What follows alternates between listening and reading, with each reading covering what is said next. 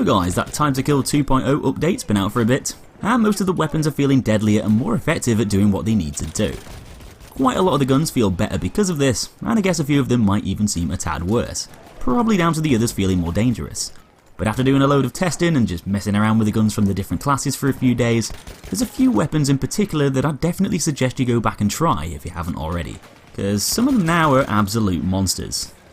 The best part about all of this is the fact that a lot of these guns weren't particularly very popular ones in the Battlefield 1 community before, and some of them were ones that I probably wouldn't typically have chosen to use over others, but might start doing more so from now on. Although there's a lot of guns that have gone through some major improvements from the Time to Kill patch, I've condensed my most notable ones into a list of 10. I'd suggest checking out all of the weapons in the game, as there's quite a lot of good ones now that can do some serious damage. But these are just some of the ones that stand out from the crowd for me, that I'd definitely recommend trying out the next time you play. So in no particular order, let's start off with the one that everyone's raving about at the moment, the RFC 1917. It's a medic weapon that can destroy close to medium range targets with just 2 bullets, but punishes the user for missing shots by having a fairly slow fire rate and a pretty bouncy recoil pattern. I know before the update this was a bit of a love-hate kind of weapon due to it being really powerful but a bit tricky to use. Now I already really liked the RFC 1917 before the update, and believe it or not, it's actually my most used weapon in the whole game leading up to the patch. I thought it was a really effective rifle before, especially when used defensively, but I can understand why a few people might not have liked it down to its ease of use. The RFC 1917 has now gone through quite a lot of major improvements, more than most of the other guns in the game, as it's had its fire rate bumped up from 163 to 180 RPM, it's had a range increase, meaning it can kill in 2 rounds up to the range of 70 meters, it's got a more manageable recoil pattern with vertical recoil being reduced from 1.8 to 1.5, and horizontal recoil reduced from 1.1 to 0.9, along with having a bunch of spread reductions thrown in there too, for good measure.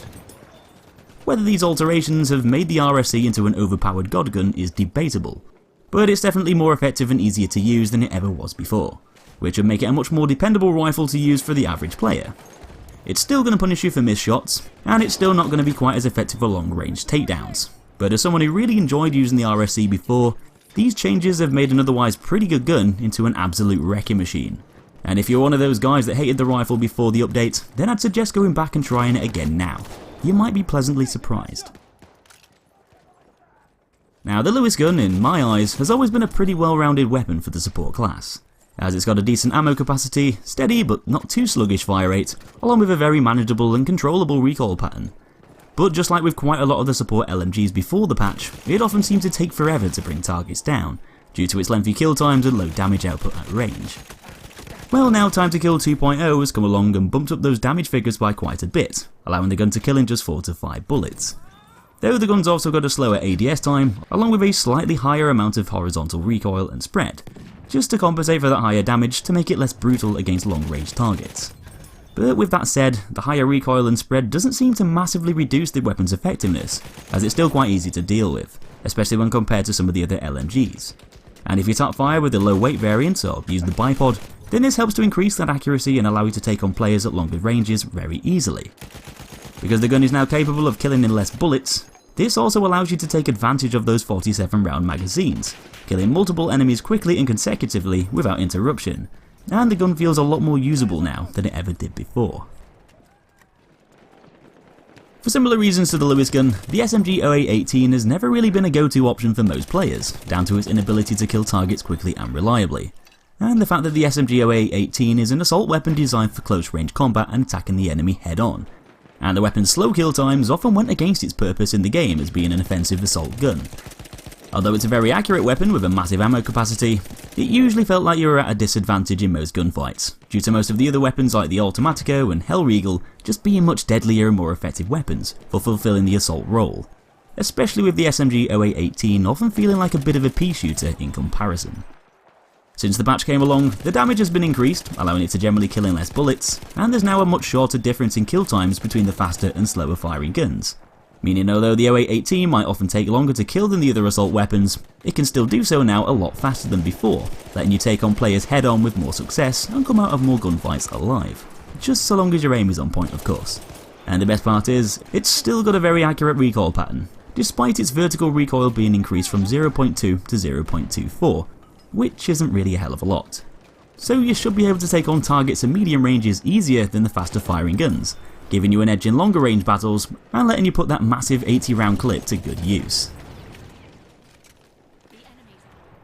Another rifle, which isn't exactly the most popular thing in the world, is the Selbstlader 1906, dubbed as being one of the worst weapons in the entire game when Battlefield 1 first came out. Its high accuracy but small ammo capacity made the gun a bit of a skill cannon, used by players who would rather sacrifice a higher bullet count for extra precision. And since the latest update hit, the Selbstlader 1906 has now become an ultra accurate, exaggerated version of itself, with its spread values being pretty much halved and its range increased, allowing it to deal more damage over distance, making it easier to kill already weakened enemies in less shots. It plays out like a really accurate semi-automatic sniper rifle, which can perform well over all distances and reliably take down a target per reload. Because of the lower spread values and the higher damage over distance, this now makes it better than ever for mid to long ranged engagements, and the gun now performs really well as a counter sniping weapon, being able to land 3 shots on a scout quicker than they'd be able to land 2 shots on you. You'll also have an accuracy advantage over most of the other weapons in the game, making it one of the most dangerous rifles to be up against beyond those closer ranges. But it's still also capable of taking out players easily up close too, if you're quick to the trigger and can line up those shots properly, giving it tons of versatility and turning it from one of the least reliable guns into one of the most. You'll still struggle to deal with multiple opponents with just one clip, but if you can use the gun in a defensive manner, just like you would with a sniper rifle, then you'll probably find the Selbstlader 1906 to be a really powerful weapon, as that tactical update has definitely improved its practicality, letting it fulfill its role as being a deadly mid to long range rifle. The next weapon in the list that's worth trying out is the Perino 1908 for the support class. Probably one of my least picked weapons pre-patch, which I'll definitely be equipping a lot more from now on. The Perino in my eyes has always suffered from its lack of damage and range, as although it's got some really impressive recoil values, it only ever really seemed to tickle enemies to death at longer distances. Since the update, it's been transformed from a hit marker machine into a killing machine, with those damage figures being amped up, typically allowing for a 4 to 5 bullet kill, just like the Lewis gun. But unlike the Lewis gun, it's got an even higher amount of accuracy and controllability, along with that huge box of ammo which can be topped up really quickly. The Perino has been given a bit more spread since before the patch, along with some tiny increases to its horizontal recoil, from 0.12 to 0.15, but it's hardly anything major and should still feel really easy to stay on target with. It doesn't fire quite as fast as the Lewis gun, and it does have a bit more spread when you're on the move, which might make it a better defensive weapon for suppressing large volumes of fire from stationary positions. But it still feels miles better than it did before, and the fact that it can kill in less bullets now means that you can spend less time trying to take down a single enemy in the distance, and more time skipping from target to target, wiping out multiple players with tons of ammo at your disposal. Definitely a good one to check out for any passive-aggressive players out there. Next up is the M1917 Trench Carbine, a fairly new addition to the game which only recently came out in the Turning Tides DLC. Now, a lot of people really liked this weapon, and a lot of people really didn't, due to it not being able to compete very well against some of the other guns. I thought it was pretty good, but I'll admit it was a bit tricky to come out on top against some of the other assault weapons before, with it taking up to 4 well-placed shots to land on target in CQC, and with the gun only firing at 360 RPM, which is slower than pretty much everything else. Well, that's changed, as it can now kill in just 3 bullets up close, dealing a new maximum damage of 34.7. So it's going to be a lot more dangerous in close quarters from now on, giving it a 1 bullet advantage over the other assault weapons within those closer ranges, thus helping to drastically decrease that kill time, allowing it to be a better offensive weapon to use up on the front lines, in rooms, trenches and within short sight lines. Just like a lot of other weapons, the gun has taken a slight hit to its recoil pattern, with its vertical kick being increased up to 0.36 from 0.3. But this is hardly a terrible trade-off, as the Trench Carbine is still a really manageable weapon to control, and it can still perform a lot better than most of the other assault weapons at medium ranges, with them being subjected to higher recoil increases due to the patch. The M1917 Trench Carbine now feels a lot more reliable up close, kinda like a really accurate faster firing M1911 that's got a huge magazine and can be shot effectively from the hip. If you liked it before, you're gonna love it now, and if you didn't, I'd definitely recommend giving it another shot, now it's had that close range damage buff. Moving on to another medic rifle, the Cei-Rigotti now feels like a really punishing close to medium range weapon, down to it having quite a lot of small buffs. Just like the rest of the medic rifles, it's been given some nice spread reductions, generally making the gun feel more controllable and reliable, due to the fact that shots are less likely to fly off target due to random bullet deviation. The Cei-Rigotti was never really a super accurate weapon in the past when compared to some of the other medic rifles, but this lower spread definitely makes it more usable now, letting you shoot at the gun's maximum fire rate, all whilst being able to stay on target easier, which is a crucial aspect for winning most close to medium range gunfights. Not only is the Cei-Rigotti a more competitive close range weapon now, but it's also a bit better further away with it having increased range, as the gun's now capable of killing in 3 bullets all the way up to 53 meters, essentially making it a better mid-range weapon than it was before. Add to the fact that it's going to be more accurate due to lower spread, has a faster fire rate than a lot of the other 3-shot kill rifles, and is capable of holding up to 10 rounds at a time, makes the Cei-Rigotti a very dependable, well-rounded, aggressive medic weapon, and one that feels noticeably deadlier since that update was released. Speaking of deadlier, that Chauchat now hits like a truck, and if you thought it was strong before, wait till you pull the trigger on the beast now. Although it still takes 3 shots to kill up close like it did before, that 3-shot kill range has now been extended up to 20 meters, meaning more enemies will likely sit within it, giving you that much needed extension in power that the weapon really needed to compete with the other faster firing machine guns. It also kills in less bullets at range too, so at a maximum you'll now only need to land 4 bullets on target in order to kill an opponent, so 1 less than the other LMGs. This gives it even more usability over all ranges, helping to compensate for its lower fire rate even more. And now, because the Chauchat performs quite well when tap fired, this means that you can pretty much treat it like a fully automatic medic rifle, lining up individual shots on players at range to bring them down much easier than a lot of other support guns, when you're not bipodded. Not only has the Chauchat's 3-hit kill range been extended, but the weapon's overall damage has been bumped up too, as it now deals 38 damage all the way up to 18 meters, instead of 35 up to 10 meters prior to the update. This basically means that, unlike before, you can now kill enemies in just 2 bullets within 18 meters if one of those happens to be a headshot, granting it some even crazier kill times for well-placed shots to the face. It won't be quite as accurate as before due to some of its spread values being increased slightly to offset that higher power, just like most of the other support guns. But that doesn't massively get in the way, as that brutal time to kill makes it all worthwhile. And if you weren't a big fan of the Chauchat prior to the patch, then these damage buffs might be enough to change your mind the next time you try it out. Another gun from the They Shall Not Pass DLC that seems to have taken a nice boost in effectiveness after the update is the Ribeyrolles 1918. I didn't think it was a particularly bad weapon before the patch, but now it definitely has more of an impact on the battlefield, standing out a lot more for its overall effectiveness beyond close range, all whilst being a really deadly gun to whip out in CQC too.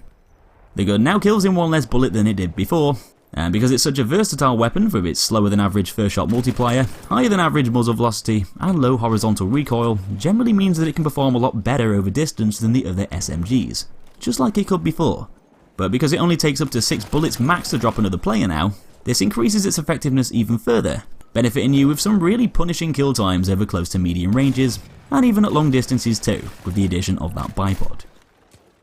The gun has taken a bit of a hit to its recoil pattern, as its vertical recoil has been increased up to 0.5 from 0.42,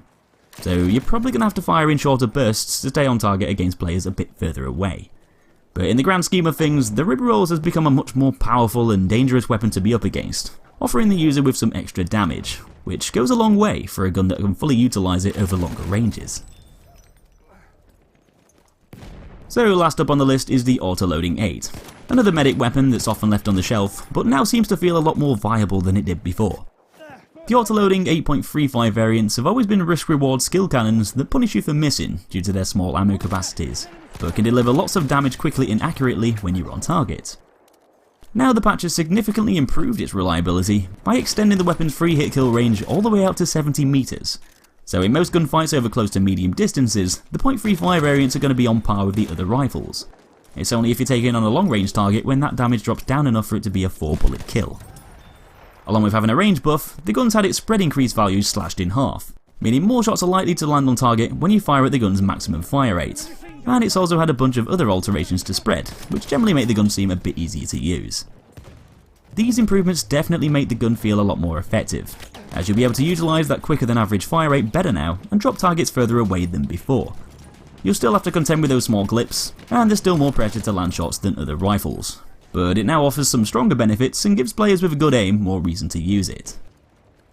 But of course, let's not forget about the extended .25 variant, as although it functions in a different way, it's also had a lot of improvements and now feels like a pretty awesome gun to have equipped. The .25 variant has always been a more spammable version that fares better in closer range situations against multiple enemies, and it's been given similar improvements to the .35 variants too. Although it hasn't had a damage boost, it has been given a bit more range, and its lower spread values now make it even more precise and easier to use. The .25 variant has had its vertical recoil bumped up slightly, from 0.595 to 0.68, so it won't be quite as controllable as before, meaning you might need to fire a tad slower against enemies in the distance. But the gun can still put down enemies really quickly nevertheless. And these alterations have definitely improved all three variants of the Autoloading 8 as a whole, so I'd definitely suggest trying them all out. But anyway, these are just a few of the guns that I think have improved quite a lot since the Time to Kill update. But there's loads of others that also feel a lot better now, and some might even feel a bit worse than before. So I'd recommend just giving them all a go and trying out the changes yourself to see what fits your playstyle. But as for the ones that stood out for me when doing a bunch of testing, these are the guns that seem to shine the most, and some of the ones that I thought the patch has really given a new lease of life. So that's basically it for another video, guys. Hope you enjoyed it. Give me a like if you did, and of course subscribe for more Battlefield content and other stuff if you haven't already. Take it easy, and I'll see you in that next episode.